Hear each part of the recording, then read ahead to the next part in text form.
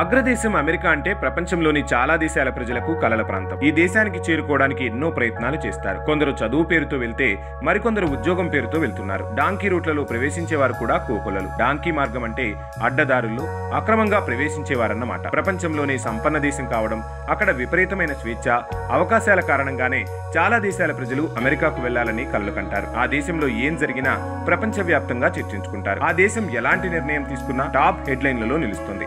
అలాంటి అగ్రదేశంలో అత్యంత కీలకమైన అధ్యక్ష ఎన్నికలు జరుగుతున్నాయి.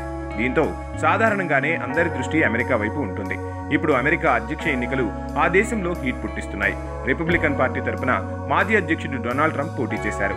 అతడికి పోటీగా డెమోక్రటిక్ పార్టీ అభ్యర్థిగా మొదట్లో తానే పోటీ చేస్తానంటూ బైడెన్ తెలిపారు. ఆ మేరకు నిధుల సేకరణ కూడా బైడెన్ ప్రారంభించారు.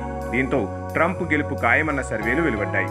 వైట్ హౌస్ లోకి అడుగుపెట్టేది ట్రంపేనని అందరూ భావించారు. మరోవైపు డెమోక్రట్లలో ఆందోళన మొదలైపోయింది. అదే సమయంలో ట్రంప్ పై కాల్పులు జరిగాయి. దీంతో ట్రంప్ పై సానుభూతి ఓ అలలా ఎగిసింది. ఇక ట్రంప్ గెలుపునకు తిరుగులేదని అందరూ భావించారు. అదే సమయంలో బైడెన్ పై పార్టీలోనే వ్యతిరేకత వ్యక్తమైంది. అనూహ్యంగా కమలా హ్యారిస్ ను ఎంట్రీ ఇచ్చారు. బైడెన్ ట్రంప్ ను తట్టుకోలేరని, అలాంటిది కమలా హ్యారిస్ ఏం చేస్తుంది అని చాలా మంది పెదవి విరిచారు. కానీ ట్రంప్ కు దీటుగా కమలా హ్యారిస్ ఎదిగారు. దీనికి తోడు సెలబ్రిటీలంతా కమలా హ్యారిస్ వైపు క్యూ కట్టారు. రిపబ్లికన్లలో ఏమాత్రం విశ్వాసం తగ్గలేదు. అయితే ట్రంప్తో జరిగిన టీవీ చర్చలో ట్రంప్ ఆశలపై కమలా హ్యారిస్ నీళ్లు చల్లారు. అప్పటి వరకు గెలుపు తమదేనని భావించిన రిపబ్లికన్లకు కమలా హ్యారిస్ దడ పుట్టించారు. ఒక్కసారిగా రిపబ్లికన్లను డిఫెన్స్ లో పడేశారు. ఇప్పుడు అధ్యక్ష ఎన్నికల్లో ఎవరు గెలుస్తారు అంటే చాలా వరకు కమలా హ్యారిసే అంటున్నారు విశ్లేషకులు. మొదటిసారి ట్రంప్ పై జరిగిన హత్యాయత్నంతో సానుభూతి కనిపించింది.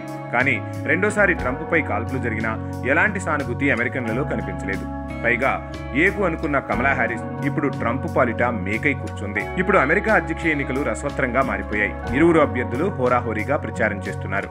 అమెరికా అధ్యక్షుడిగా ఎవరు ఎన్నికవుతారు అంటే ఇప్పుడు అగ్రదేశంలో చెప్పలేని పరిస్థితి నెలకొంది. తాజాగా associated press NORC center for public affairs research నిర్వహించిన తాజా సర్వేలు అమెరికా పాలిటిక్స్ ను మరింత ఉత్కంఠభరితంగా మార్చేశాయి. ఇరువురు అధ్యక్ష అభ్యర్థులు ఓటర్లను ఒకే స్థాయిలో ఆకట్టుకుంటున్నట్లు సర్వేలు తేల్చాయి. దీని అర్థం ఎవరికీ స్పష్టమైన ఆధిక్యం లేదని. ఆర్థిక, సామాజిక, భద్రత, ఆరోగ్యం వంటి పలు కీలకమైన రంగాల్లో ఓటర్లు ఇరువురికి సమానమైన మార్కులు వేశారు. ఇటీవలి వరకు ముందంజలో ఉన్న ట్రంప్కు తాజా సర్వేలు వార్నింగ్ ఇచ్చేశాయి. అమెరికాను పట్టిపీడిస్తున్న గన్ కల్చర్, అమెరికన్ మహిళలను కలవరపెడుతున్న అబార్షన్ రైట్స్తో ఆర్థిక నిర్వహణ, ఆరోగ్య సంరక్షణ, వలసల నియంత్రణ, వాతావరణ మార్పులు, ఇజ్రాయెల్ యుద్ధం వంటి పలు అంశాల్లో అభ్యర్థుల తీరుపై ఓటర్ల నుంచి సర్వే సంస్థలు అభిప్రాయాలు సేకరించాయి. ఇందులో అభ్యర్థులిద్దరికీ సమానంగా మద్దతు పలికారు. వాస్తవానికి బైడెన్ కమలా హ్యారిస్ తోనే అమెరికా నాశనమవుతుందని ట్రంప్ బృందం ఆరోపిస్తోంది. కమలా హ్యారిస్ గెలిస్తే ప్రజల బతుకులు మరింత అధ్వానంగా మారుతాయని ట్రంప్ చెబుతున్నారు. ట్రంప్ రాజకీయంగా, వ్యక్తిగతంగా కమలా హ్యారిస్ ను టార్గెట్ చేసుకుని విమర్శలు గుప్పిస్తున్నారు.